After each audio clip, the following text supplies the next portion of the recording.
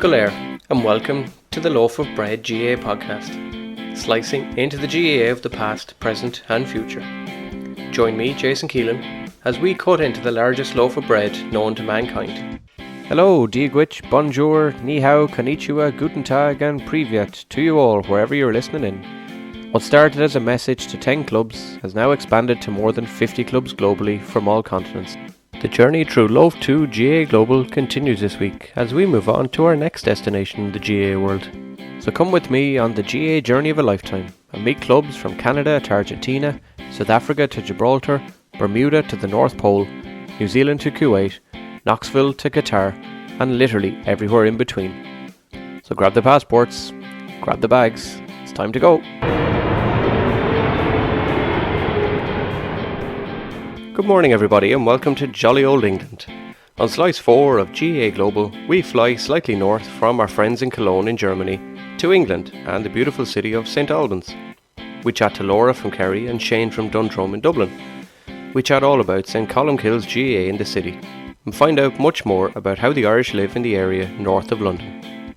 We chat everything about the GAA, a Kerry woman leading the ladies' side and a dub on the men's side, life in St Albans, Irish soccer star Louise Quinn training with the club, the beheading of St Albans, locals Sasha, Baren, Cohen and Stephen Hawken, and of course some of the vital questions like choosing who you will bring into battle, Ross Kemp or Ger Loughnane, and of course Superquinn sausages or English ones. But first, as usual, let's take our trip around the cathedral city of St Albans, just north of London. Bon Sultas.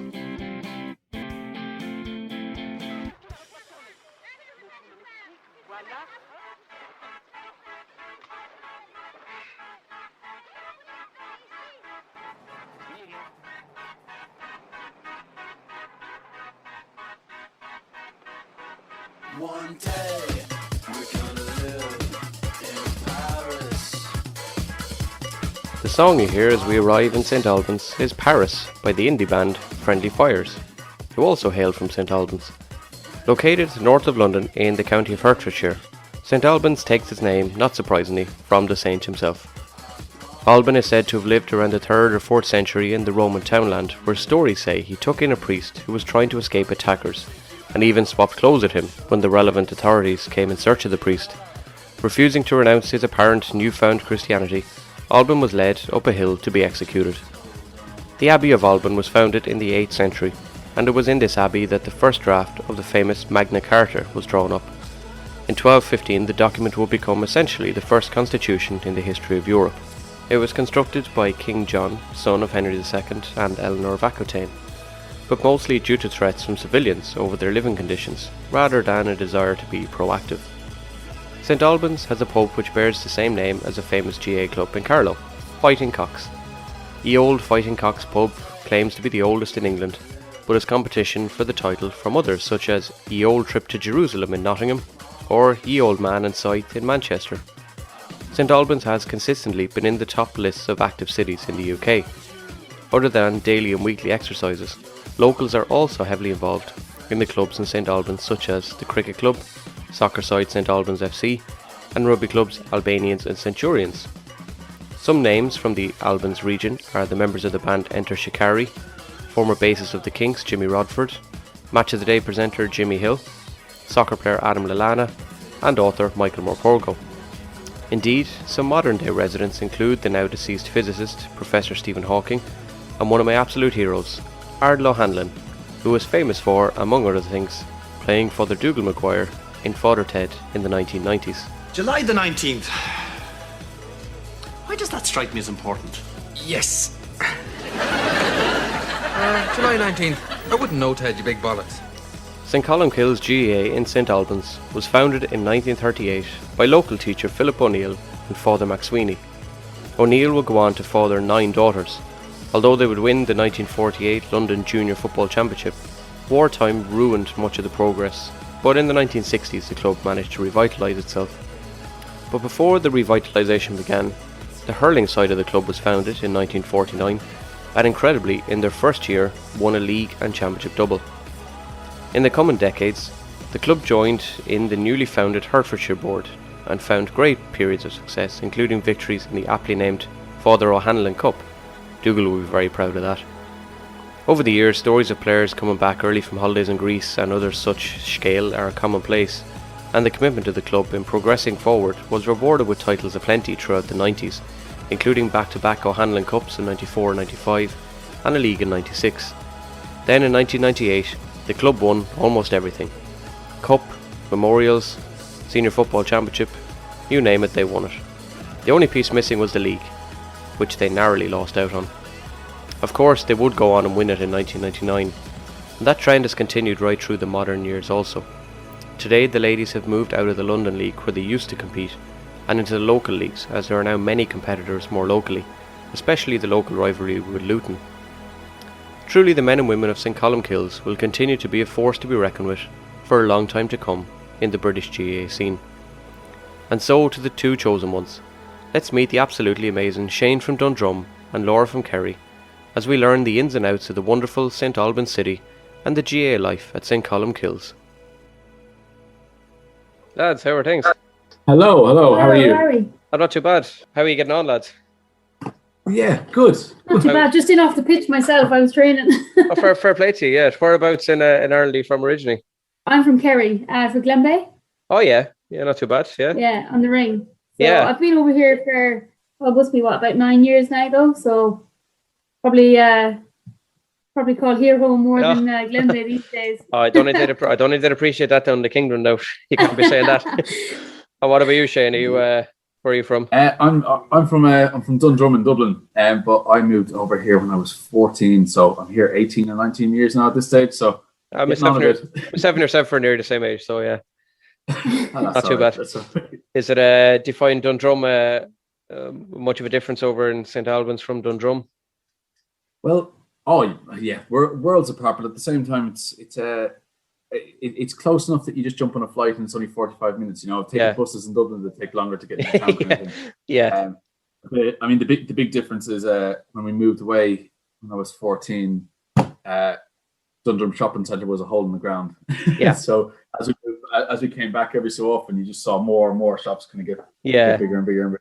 Yeah, it's pretty nice now. In fairness, I wouldn't mind a trip out there, to be honest. I teach up in Dublin, but it's I suppose, yeah, I travel from Mullingar to Chapelizod every morning, it's probably as long to get from Chapelizod to Dundrum, which is. I was going to say that's a fair old commute on one of the busiest lines, busiest roads in. Funnily enough, yeah, funnily enough, it's become, touch wood, it won't last, I'm sure, but due to COVID, it's become a doddle.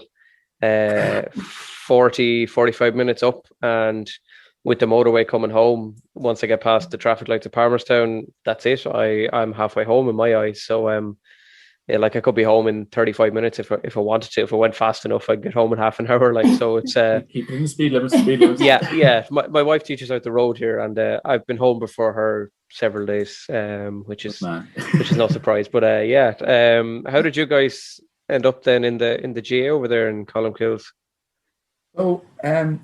So when I moved over to the UK, when we moved over to the UK as a family, we looked around the place and saw St Albans as a nice place to move over to. So my father was promoted to a job over here, and they chose St Albans as a good stop for kind of schools and kind of activities and stuff like that. And then just from a quick Google search, St Albans Irish Centre came up there. Lovely. And it set it all off. So St Albans Irish Centre, and then that introduced us to St Colmcille GAC Club, it just took off from there. It was just a very, very handy mix into it. It was myself when I moved over. It must be about 9 years ago now. But my brother was living in St Albans. He happened to be going out with a girl from London, so they were living in St Albans at the time when I came over.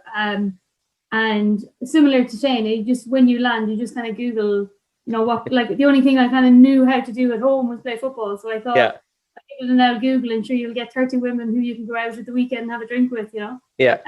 So they didn't have a women's team at the time, but there was a couple of the girls talking about setting one up. So we were able to set one up then, and we've just got a massive squad now. So it's really handy. It's like home from home, like.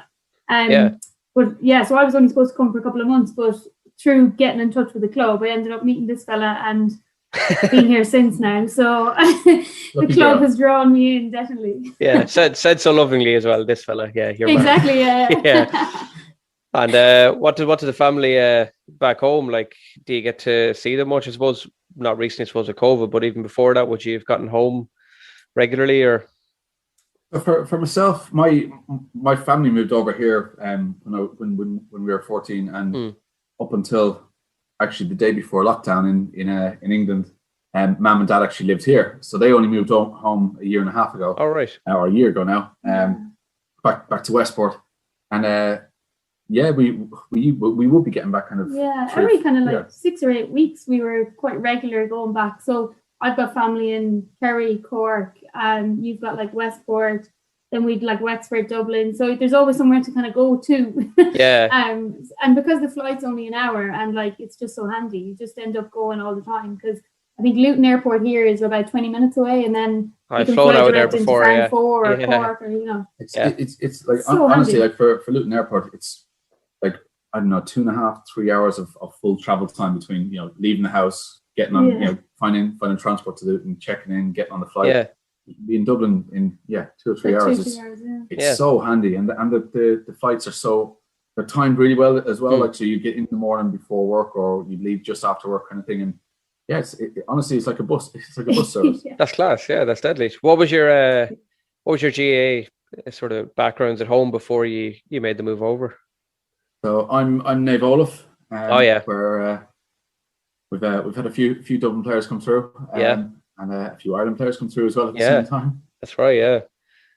Yeah, so I would have played with the club at home, Glenbeigh Glencar. And I think up to about under 14s, and then I think the girls and the lads kind of split, and we didn't have many, we didn't have enough kind of for ladies teams past that, but we always would have played in school. And my school in Killorglin was the intermediate school of Killorglin, and we would have played at quite a high level, so we would have been in the kind of schools All Irelands every other year and stuff like that. So it was just kind of read into me, like it's in my family in Kerry. Like I've Kerry players in the family, so you don't really get much of a choice. But get out there now and kind of throw on the boots, Have you got a famous Kerry second name to go by?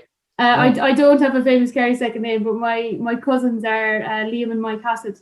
Oh God! Oh geez, you find standards to live up to there anyway.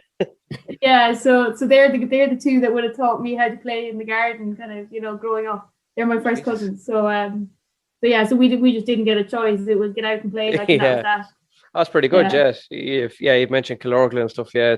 I'm dying to go back down. We've actually booked. I know this podcast itself won't go out to like June or July, but I'm hoping as it's going out that I'll be down in. We're going to Kilmahill first down in Clare, and then on to Carsiveen and via the ring. We've done the ring a few times now, and my uncle has a place out in Waterville as well, which I love going out to. So lovely, gorgeous. You'll have to get out onto the new golf course down there as well. Yeah, my cousin was involved in that. My cousin is very good. A pro. He used to be the pro down in. He was a pro in the old like links down there, and then he went caddy, and he was caddying on the Solheim Cup team, the women's like Ryder Cup. And his best friend, ironically, was caddying for the Europeans, and my cousin ended up caddying for the Americans, like best mates from, Ballintemple outside Cork City, and the two of them ended up on the biggest stage in women's golf caddying against each other. So I've a lot of links down that part of the world, and it is our favorite part of the world to go to, really. So it's lovely. Great surfing as well down there. I can't swim, so I wouldn't know much about that. I drown more than I'd surf, to be honest. So what was the club like when you got over? Was it well established by the time you joined in, or? So I must admit it's a fantastic little family club in terms of its, it had a really good underage outfit at the time, kind of missing the kind of 14, 15, 16 year old kind of age bracket, because there just wasn't too many people kind of at that age that were willing to take on Gaelic football or anything else and kind of give it a go. So I kind of found myself going from playing at 14 to playing senior football for the club very quickly. As kind of one of the only kind of actual Irish kids moving over. But since then it's grown to a phenomenal level where you've got our senior team, our men's senior team, but we compete in a junior champion, All Britain Championship, and also in Hertfordshire. But we have several. So the ladies' senior team, we've got the ladies all age groups at this stage now. Yeah, I think the ladies are all age groups now. Yeah. And which year group won the All Britain? Oh, we've had. I think the ladies' teams have had. I think they've got about 6 or 7 All Britons under their belts now. Wow. So we set up a youth setup for the ladies' team because we started to realise, well, the seniors couldn't really run too much anymore, but we don't have the same influx of people coming, so we just thought, we need to feed from the youth teams. So we've got everything from under 6s now with the ladies. Wow. So they join in with the lads at under 6, and then as they grow up, they kind of separate them out. So they've got I think it's 5 or 6 at least All Britons. Yeah, and I think one of the key things that they did was they started to branch out into the local schools around St Albans and said, "Do you fancy trying playing a new sport?" We'd like to take it up. So one of the managers of the girls teams basically said, "Right, let's look for kind of lacrosse players, basketball players, cross country runners, football players, rugby players." And we've got I don't know what we have, like 6 or 7 different nationalities on that one underage team. And they were sensational. Absolutely brilliant. Love it. Can't wait to come back. A lot of them are turning kind of 17, 18 now, so they're going off to college, but they all want to come back on the weekends to play. So it's grown from strength to strength. I was just going to say, the girls managed to send a native team back to the World Games the year before.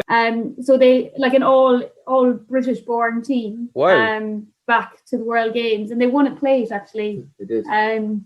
I think they narrowly missed out to New York in one of the games or something like that, but they ended up coming back with a silver plate, so they were fairly happy. It was in Kilmacud Crokes in Slorgan. Okay, right.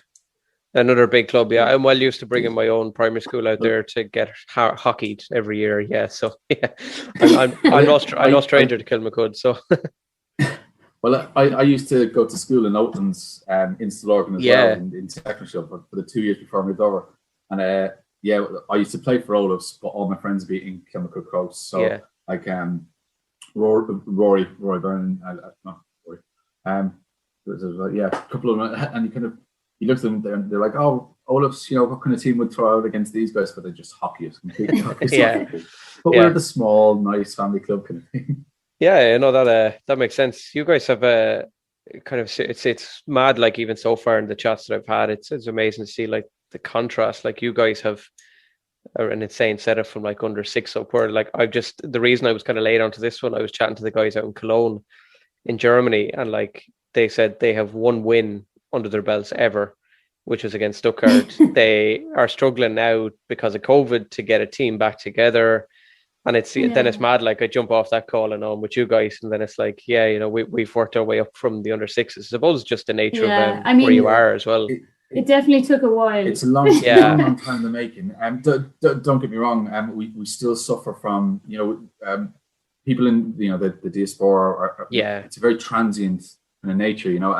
St Albans in particular, out of all the clubs that we compete with in a championship year, St Albans seems to be the most transient. So we have a lot of people coming in and a lot of people leaving every year, and you have to kind of have to roll with the punches on that kind of thing. So you get depends on peaks and troughs in terms of how the economy is going, but you see a sudden influx of people, and then all of a sudden, once the times are good and people are moving back, you lose an awful lot of players. So I think for the men we must have lost kind of 5 or 6 key starting players in 1 year, just like that. It was. You haven't had any defectors, have you? Not defect. Well, no, 1 or 2, but no. In fairness, it's it's good. People like the kind of lifestyle of what it's like for St Albans. So we're not in London competing in the senior championship where it is ultra competitive. Ultra competitive to be perfectly honest. And we're just that bit out. So we have people on the starting 15 as young as 18 and as old as 48. Nice. And also the 48-year-old is one of the fittest on the team. Which I don't know whether that's a bonus for him or it's always the way though. It's always the way. You're guaranteed that there's some lad who's like 85 and he looks about 20. He'll kick 3-5 in a match, and you'll be like, what age is that guy? That's always the way. No, I was asking about. It's about the only thing he can't do though is kick the ball. He can't kick it. Okay. Well. That's okay. You're forgiven for that. Yeah. No, the reason I was asking defectors as such is when the poor guys from Zaragoza came on the other night. Poor Jen, who came on, got slated straight away because she left Zaragoza and moved to Madrid. Now she hasn't joined the Madrid team, but they gave her a lot of abuse, calling her defector and a traitor the whole way through the Zoom call. So yeah, at least you haven't got any of those. We've a couple, but they went for the right reasons and with a heavy heart. But we could understand it. But they say that until they come back in a final and kick 3 or 4 points against you, and then they're like, "Yeah, we're really sorry that we left you." What's the championship structure like for you guys where you are then? So because we're just outside of London, we have a championship which is Hertfordshire. Yeah. For the men and slightly different for the women. But we've a Hertfordshire championship which takes the counties of Hertfordshire, Bedfordshire, Oxfordshire, and Cambridgeshire. So we have seven teams, I think, in total. So we, over the years, we know basically everybody on the set on the pitch because we play them. I think with four main cups, 4 cups. One of them is a blitz. So you see each other at least 4 times a year. Kind of thing. So it's very, very close in that kind of regard. So very competitive because you always want to look at your arch rivals kind of thing. But but it's there's a regular meeting of people as well. And we've changed it up with the COVID times where we're having the same venue for all the matches. Okay. So it's always on one pitch that's being recently redone, and it's fantastic kind of pitch. But you'll either have two or 3 matches on the same day, so you're always seeing the same kind of people. So it's nice, but at the same time you still want to go out and skin the fella. Yeah, I was going to say, is it like is it true GAA style where it's like you shake hands and then you batter the shit out of each other, and then afterwards you can go and have a pint or something? Absolutely. Yeah. The pints of Magners are the kind of the bargaining chip. Okay. Have you guys got a local or? So we're very fortunate in St Albans. So St Albans, we've got the Irish Centre, St Albans Irish Centre, which was set up a very, very long time ago. But it's got a fully stocked bar. So I think we're one of the only people in the county at the moment. One of the only the only of the 7 that we can finish a match and go straight to the bar kind of thing. So you can still be in the shorts and socks, going in for a pint bottle and bring it into the changing room. So it's really handy in that respect, because you do get that kind of the nice kind of relax and straight afterwards, or just as you're walking off the pitch, you can say, absolutely gasping for a pint. Yeah, I think we've got a big function hall onto the club as well, so we can in-house do all our own dinner dances and awards nights and stuff like that. So I know one of our coordinators in the club, Rebecca Carl Griffin, who's actually now our new chairperson, the first lady chairperson of the club. Wow. She did quite a lot of kind of youth pizza nights and awards nights and stuff just to get the kids in. And we've got that space. So I think that's been a real benefit for the club because once you get the parents into the bar and have a bit of crack with them, the kids are going to keep coming back then as well. So it's definitely been a massive asset, I think. Oh, definitely. I think the underage side to it as well is just, it's grown from being a few people turn up on a Wednesday night to being, I think the first night back we had about 50 or 60 people. Actually, we had more than 50 because Rebecca ran out of Easter eggs. So it was Easter weekend and we ran out of Easter eggs. So there was more than 50 people there. Yeah. That's pretty impressive. Jeez, you've a serious setup going on. What would be your I suppose maybe a bit hard to put you in the spot since you playing so long, but have you a standout memory of victory or chronic defeat or hatred of another team or anything that comes to mind? The hatred would be a bit far, but so back about kind of 12, 13 years ago, I think we'd done 3 championships in a row. And then we had a bit of a lull period with a lot of transition. You had, I think you had the credit crunch hit in 2008, and that kind of moved a lot of people around the place. Yeah. There was kind of a bit of stagnation in terms of getting new players into the club and everything like that. But we came to form, and I think 5-6 years ago, and we started just winning absolutely everything in the club from a senior men's point of view. Nice. But in the last couple of years, we have been usurped by another club. But then over to the ladies, and I think the women have grown to be successful, but it certainly didn't start like that. So, I mean, I've been with the women's team since it formed. And I mean, you mentioned the club there that only had one win under their belt. I think it took us something like 3-4 years to win one match. Okay. And then once we won one, we just didn't stop. It's crazy. So I think we'd the 4 or 5 like back-to-back leagues, back-to-back championships, every 7th in the county. Like we just were undefeated for a couple of years on the trot, and we just couldn't really believe our luck. And it was just because we had put the time into getting the youth set up and bringing those girls up. And like Shane mentioned, they're all from rugby background or netball or cross country. So it really clicked. So something just clicked a couple of years ago. And I mean, they came to us when they were probably about 12 or 13, and I mean, one of them was 18 last week, having her 18th birthday, and now they're out having a drink with us, and we're kind of like, oh God, what's happening here? But it's like being the teacher meeting someone out in a nightclub. Actually, on that note, I used to be a teacher, and I've started I'm part of the management team now for the senior men's. And one of the new players is a kid I used to teach when he was 11 years of age before I finished with teaching. And it's weird. Yeah. They're all bigger, stronger than me. It gets worse. Wait till the day when your old 6th class student of the year comes back for teaching practice. That's the day. That was the day that I knew that I was old. I went. I am still only very early 30s, and you are back here. Like, what are you doing? Like, just get out. Yeah. And it's their perception of how old you are at that time, and you kind of go, hold on, I was very young at that time. No. Yeah, and then they come in and they're like, "Hi, Mr. Keelan," and I'm like, "Oh God, this is bizarre." Yeah, it doesn't sit too well with me, but I'll get over it eventually. What else am I going to ask you? Do you do? I ask all the clubs this just out of curiosity. Do you do the traditional Irish lotto fundraising for the club? We actually don't. No. Nobody does. No one has so far. No. The problem is we don't. There's not as much of a like the focal point of a GAA club where you've got the same kind of parish mentality where there's everybody around. So it'd be very difficult to orchestrate and manage on a regular basis. The kind of the fundraising in the UK is focused on mainly kind of events. So you've got so we do a golf day that's big earner for the club. But at the same time, we also learn how to run off a very very much a shoestring kind of budget compared to a lot of the clubs at home where there's a lot more of an outlay. We learn to get by on a very very small amount of money, but at the same time, it's never as if we have a huge amount of surplus cash at the end of the year.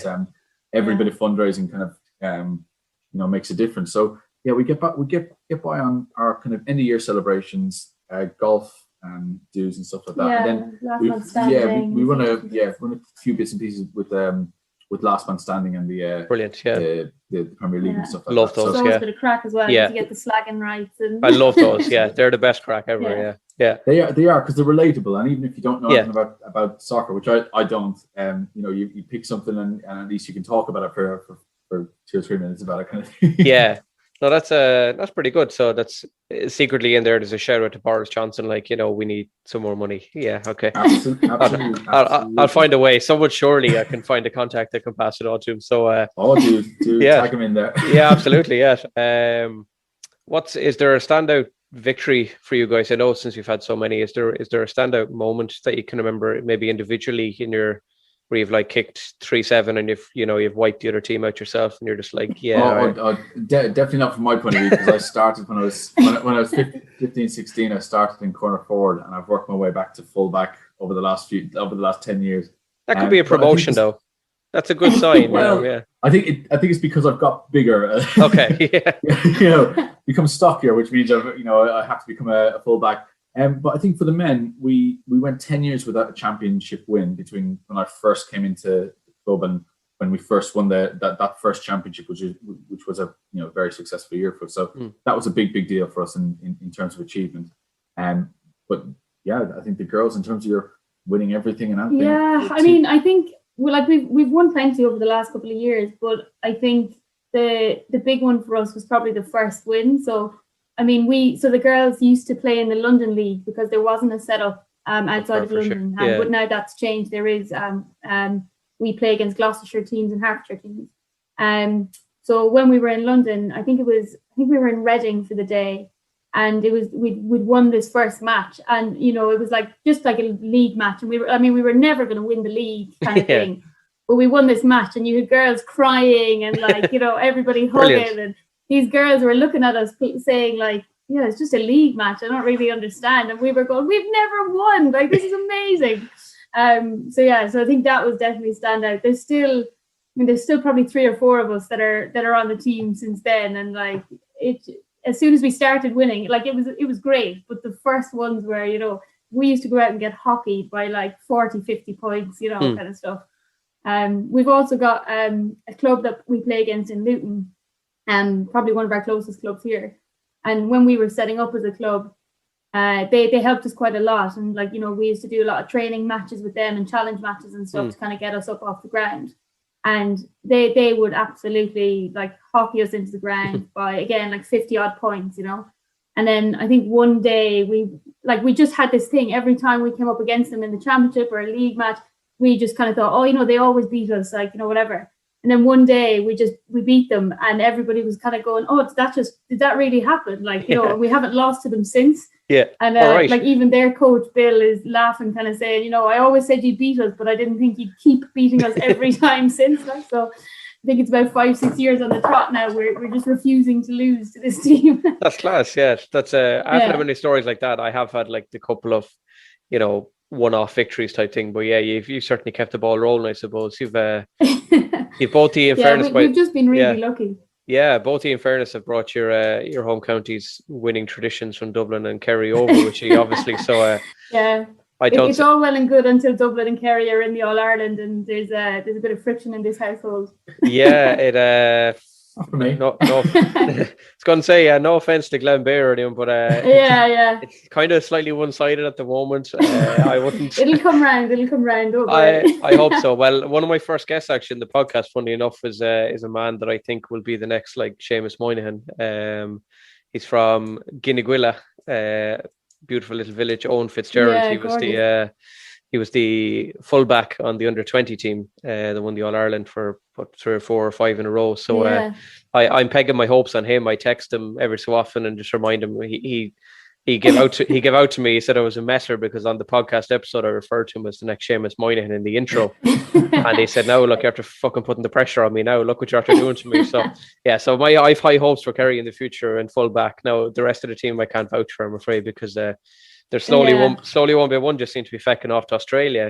The underage lads. That's the problem, isn't it? So, It's keeping that at bay, isn't it? I think the Dubs are just, you know, if we beat them once, we'd be fine. We'd be the grand end. They just need to be beaten once to come down off the pedestal. Speaking of that, I suppose, what's the kind of nationalities you have? Have you managed to get many roped in? So, from the men's point of view, when I first arrived over, we had one of the best full forwards in the county, who was from Tasmania. Brilliant. He couldn't do anything with the ball other than catch and hand pass, and that was enough. That's all you need. Fields the full forward and hand the ball off. But other than that, we've kind of, I think we've kind of settled down to either Irish, so a bit of immigration. Yeah. You've got the second generation.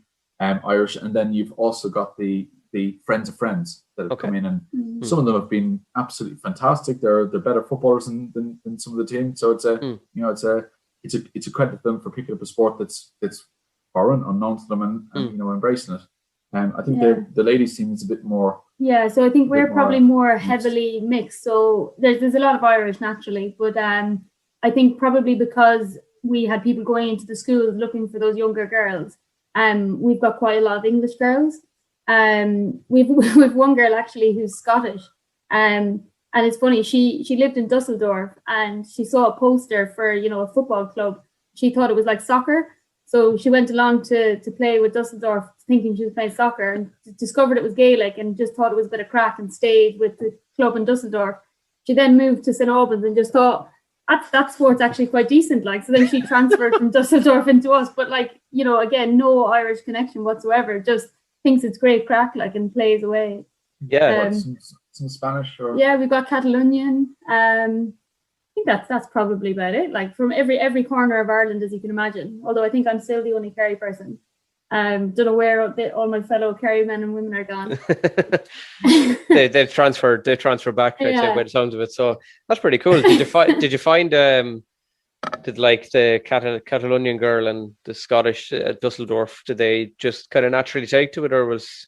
Yeah, I think they're both naturally quite sporty, you know, so they picked it up. So they played other sports. So like I said, the girl that joined us from Dusseldorf, she'd been a footballer for years, kind of like a soccer player. Yeah. So it came quite natural to her. And then the girl from Catalonia, so she was the top scorer. She's definitely one of the ones to like. I think I was actually marking her training earlier, and she'd run rings around you like. So I mean, I'm the fullback, so I'm always the last person she goes through, like, to get to the goal, but she does just that, like, she goes through me, and every single time. She's brilliant. You found the Lionel Messi of the world over there. Okay, I have to keep an eye out for her. So keep an eye out for Catalonian girl taking the GAA world by storm. So yeah, I think as well we've got a couple of girls. So Sophie are like academy players. So they're probably going to have to move away from us over the next while to go and train. Well, it's football academy. Tottenham or Arsenal. Yeah, so I think some of them were involved in the Watford development kind of academies, and I think Arsenal as well. I don't know if she wanted her name out there, but there was one Georgia girl, as well was involved. was a professional footballer. Oh, Louise Quinn. Yeah. So Louise Quinn, who plays for Ireland. Oh yeah. She got in touch. I think it was on Facebook or something, and she said, you know, me and some friends might come down and play, and all of us were going like, oh my God, it's Louise Quinn! Like, you know, we gotta get her, like. And then we were kind of going, can she play with us and Arsenal? Like, you know, is that okay? Yeah. She wanted to come down and train. She was going to bring a few of the girls down. So, yes. So we need to get onto her again, because I think COVID hit then and it didn't happen. So she lives in Portugal or Spain. She Barcelona. Does she live in Barcelona now? I don't actually know where she lives now, but she was with Arsenal. But I was just thinking we getting very excited. Yeah, the other few questions there's a little kind of quick fire round thing I have on the other screen here if you want to have a go at it after. It's I've kind of individualized them for each country, so the guys from Germany had to make their choices on some, and I'm going to do kind of a Irish Englishy version, I suppose, for you guys as well. But there's a few questions about, since you guys are both are Dub and Kerry, I'm going to ask you a few of the other ones first, because a couple of the other clubs I couldn't really ask them, like who's your favourite between Marty and Des?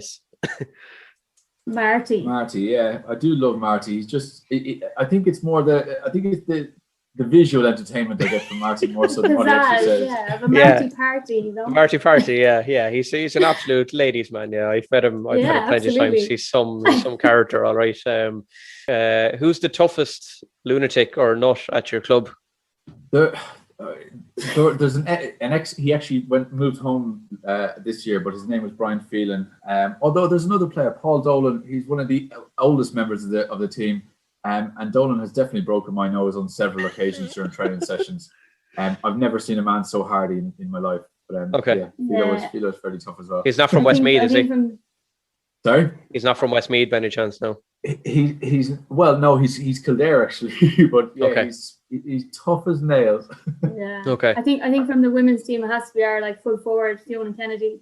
So she's a tip woman who only played camogie before she joined us, and I don't think she ever, like, she just doesn't look up. She just goes through you. So even at training, she doesn't take any pity on you. It's, you know, it doesn't matter that you're on her team. It's just through you. Okay. You don't get in the way of moving train, I think. Yeah. Okay. Yeah. That sounds like they sound like the kind of lunatics I expected at a good club. So have you guys got a karaoke song for the club on your nights out? God, actually, good question. The Green and Red and Mayo seems to be sang quite a bit. Oh, Jesus Christ! Shout out to one of the our vice chair Tom Maloney, who he's from Camden, County Mayo, but he's a staunch Mayo supporter. Yeah, I think that's been sung quite probably a lot. And then other than that, it's only the odd 12 pubs night where someone will break into the streets of New York or some random thing like that. Yeah, the poor man from Mayo. Look, we all have our problems, I suppose. I wouldn't mind, but his father's the chairperson of Corps de Mayo, who's the supporters club in the UK.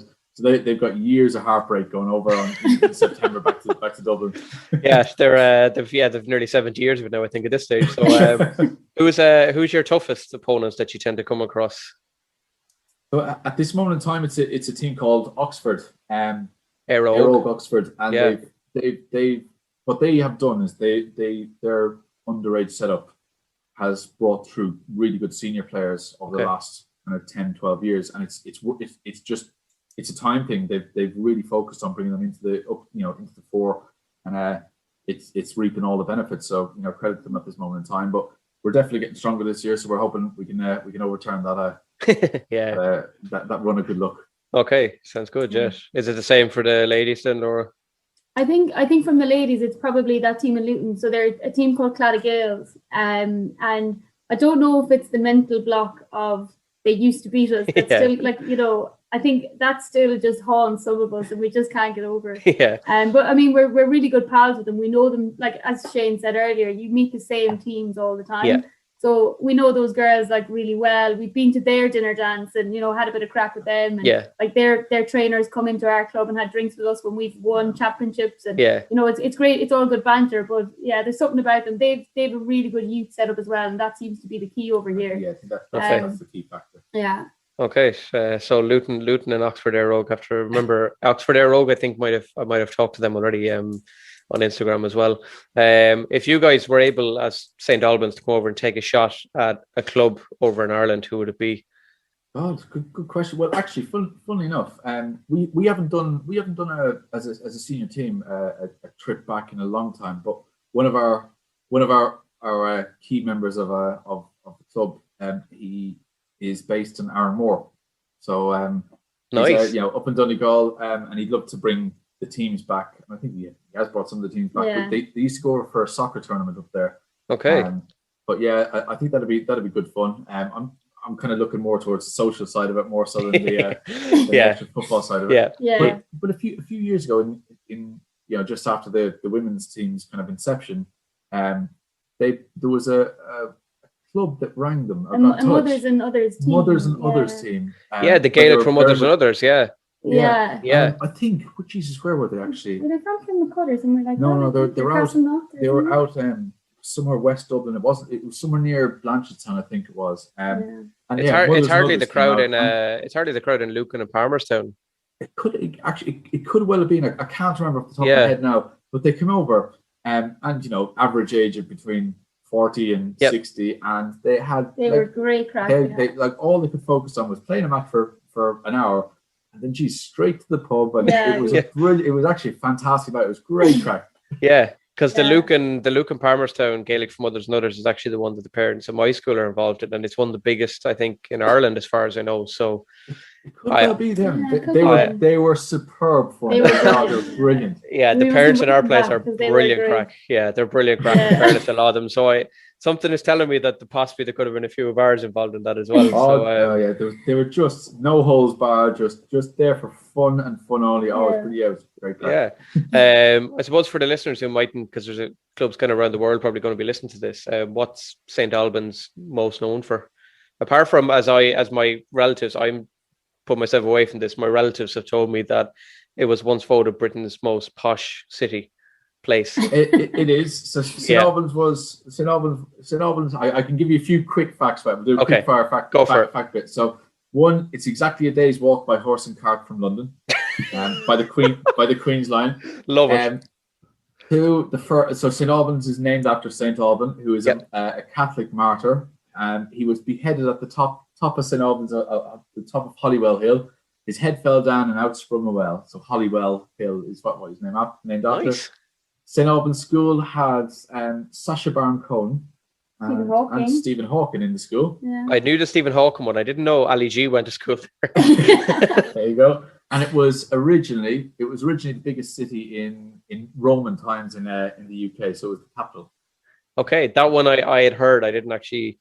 I was afraid to say if that one was true because I asked because that's my latest book that's just been released like the other day for school. So it's a history book, and I was like, I wonder if some of the stuff that I thought of when I was looking through the English history stuff was correct. So that horse and one day by that's my favorite line. I'm going to remember that one definitely. Yeah. So there are mileposts all the way up to, I don't know whether it's York or Edinburgh, but there are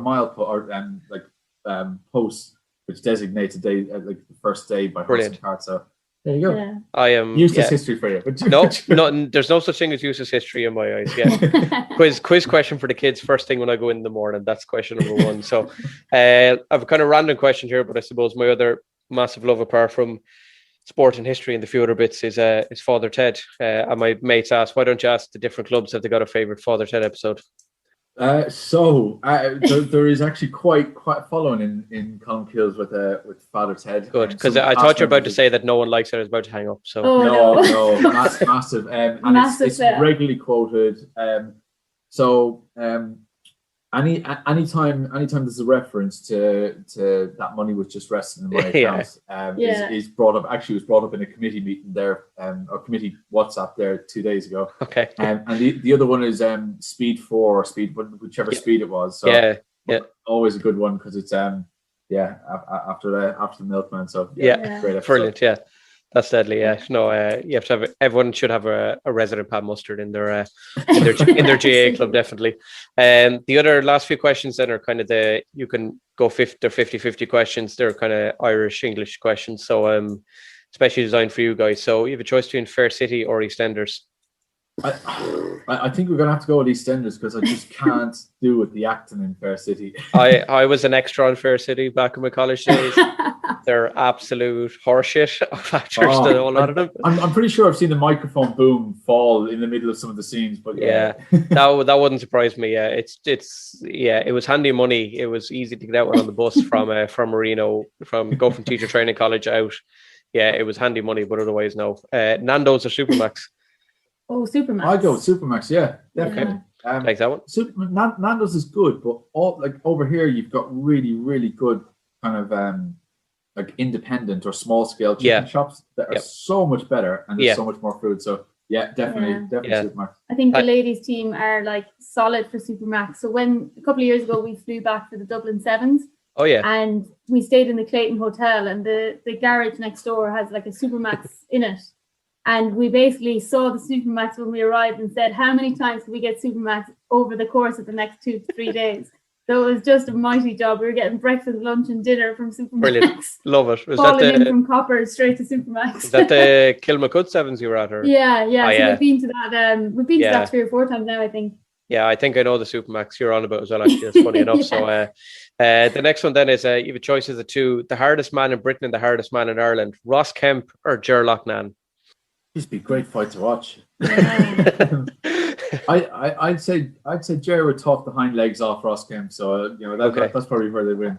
Yeah, okay. Or stubbornness out of stubbornness. They would win that. Yeah. I bumped into Ger actually randomly like months back when we were the little gap between you when you were able to go out and we went down to Clare and we were climbing a mountain or whatever and there was Ger in the middle of it. And I can't listen to Ger anymore though because you probably have come across Connor's sketches. Oh, yeah. Connor's brother lives Connor's brother literally lives across the way here and his family are all around me. But I couldn't look at Ger straight in the face because all I saw was Connor. Connor's sketches has done that with everybody now. I think you automatically start thinking of him before you think of the real person. Yeah, I couldn't actually look Ger straight in the face. I when he talked, all I could hear was Connor laughing. Like that's literally all I could hear. Yeah. The other one is Morrison's or SuperValu. Oh, SuperValu. SuperValu because there's a deli counter. Good answer. The UK don't do they're shit at deli counters at all. So no breakfast rolls, no chicken fillet rolls. Irish food is just better in general though. Like every time we go home, it is how much Irish food can you stuff in your bag, face. Butchers. Have you got much of have you ever got any of the care packages or anything sent over? Because we actually for birthday there a few weeks ago. So I got Easter eggs sent over. Easter eggs and I'm a fiend for ranchero. So nice. That's a regular order. I'll follow you on that one. Yeah, definitely. Yeah. Where am I? Watford or Waterford?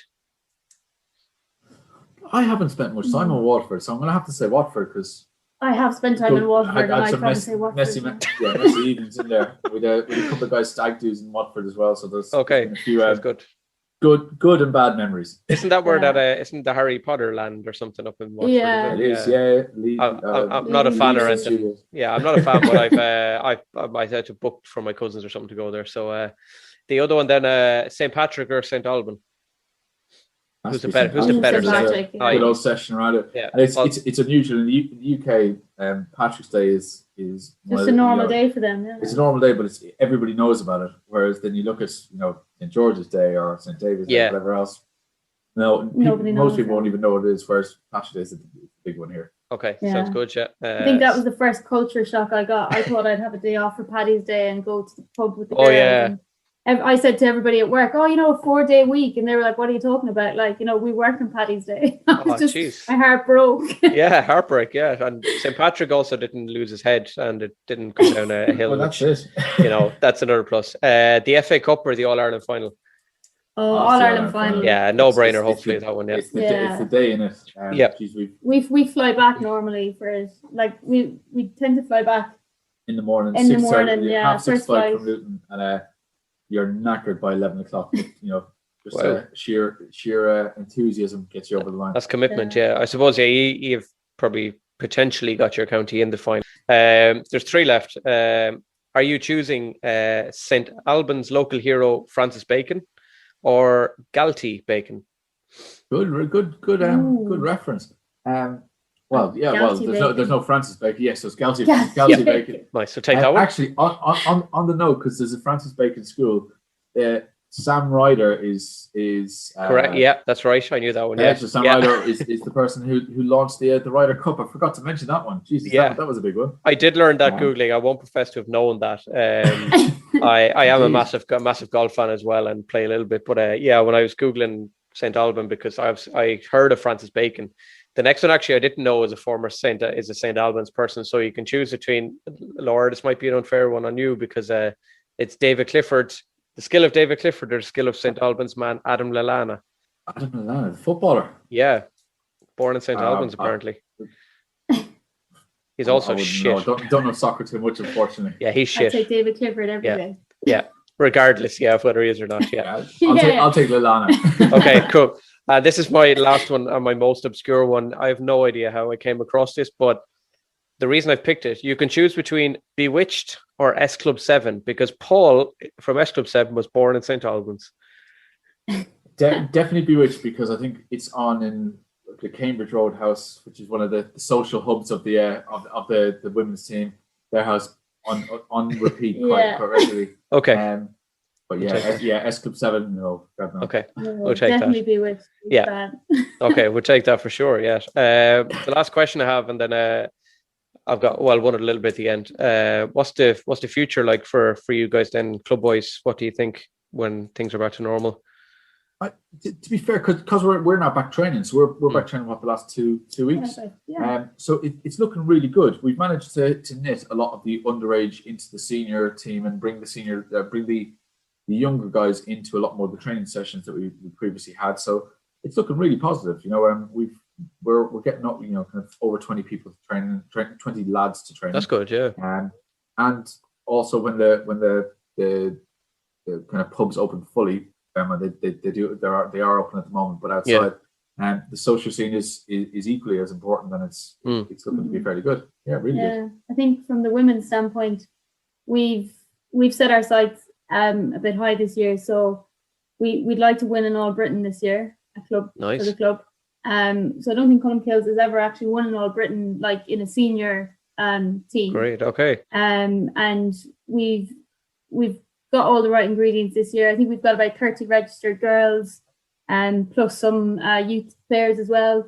So that's our aim. That's what we're talking about. So we've been back for about 3 weeks, and that's our focus. Like we're all zoning in on that. Luckily the fixtures came out today, so everybody's getting ultra focused now and changing plans and whatever. There was a bit of a panic there when the pubs opened last week. So we're thinking, oh God, get the fixtures Priorities. quicker, everybody will have the pub bookings.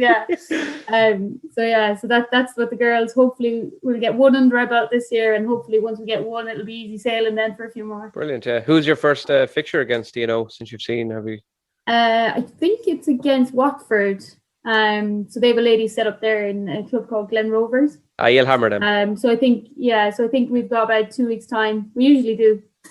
Class. I'd love to. I give anything to go watch to watch a game. I wouldn't care if it was two like under 16s playing out on a boggy pitch. I would go out and watch it at this stage. So So sometimes the quality can be a bit questionable on occasion. So I don't know if you want to follow the matches, but no, it's definitely getting better in terms of the quality that we're getting through, the young kids that we're getting through, and the athleticism. Definitely the athleticism is increasing year on year because you got young lads that are bigger, stronger, and faster than any of the owl lads that are still there. So St Albans don't have a protein / juicing program going on already for the young lads now.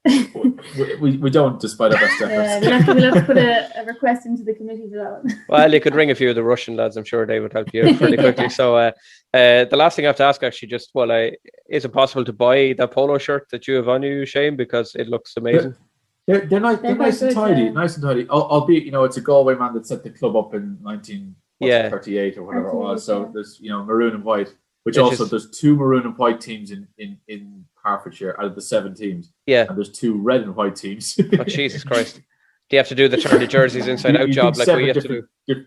Seven different shades would be straightforward enough. Yeah, no, I had to ask because obviously being a Westmeath man, I was instantly drawn to the maroon and I didn't spot it straight away. And I was like, that shirt is lovely. I was like, where can I buy one of those? Good.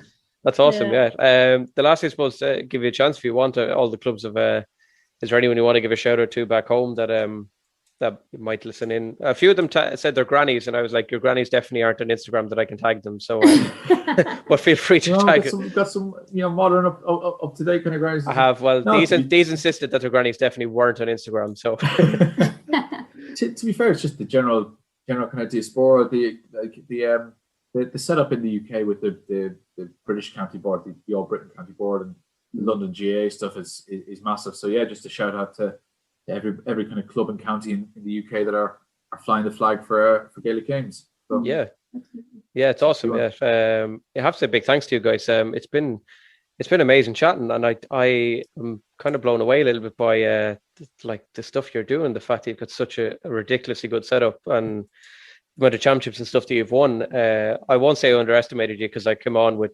some knowledge of my Googling, but very, very little. It was nice to get the real facts and figures, and kudos on your history knowledge as well, Shane. I'm well impressed. I'm very, very impressed. That's years of boredom on the train out of London, coming back and forth. Yeah, well, trust me, years of boredom can lead to something rewarding. So exactly. Don't rule it out just yet. Yeah, it can help. Guys, look, a massive thanks and the best of luck when all kicks off again for you guys. And I know this won't be out till June or July, but hopefully by then we'll have seen a few victories for you on Instagram. And the best of luck, Laura, winning the All British Championship, which I expect to see now that you've set it up. I'll be disappointed if you don't. No problem. So, we're hoping that they'll allow us go back and take part in the All Ireland after we win the All Britain. That would be fantastic. So we're just hoping we can. Yeah, well, I'm hoping that I could fly over and I'd happily go to St Albans and watch a game. I'd go anywhere to watch a game. You're more than welcome. Welcome. I'll definitely turn up. But special guest. Yeah, I'd love it. Yeah, I don't need any special guests. Just put me in the sideline in a coat and a hat. I'll be fine. That'll be grand. But guys, thanks a million, and I hope all goes well for you. And it's a size large, Shane. If you do find a shirt knocking around, no bother. You know yourself. But lads, look, thanks a million. Thanks for having us. It's been a pleasure. Yeah, not at all. And the best of luck with everything. And I'll keep in touch. I'll talk to you guys again soon. So thanks a million. Great, thanks guys. Thanks Laura. Thanks Shane. Talk to you again soon. Take it easy. Bye. Thanks a million. Bye bye. Coming up next Monday on the Loaf of Bread GAA podcast, Loaf 2, GAA Global, we travel to our next destination.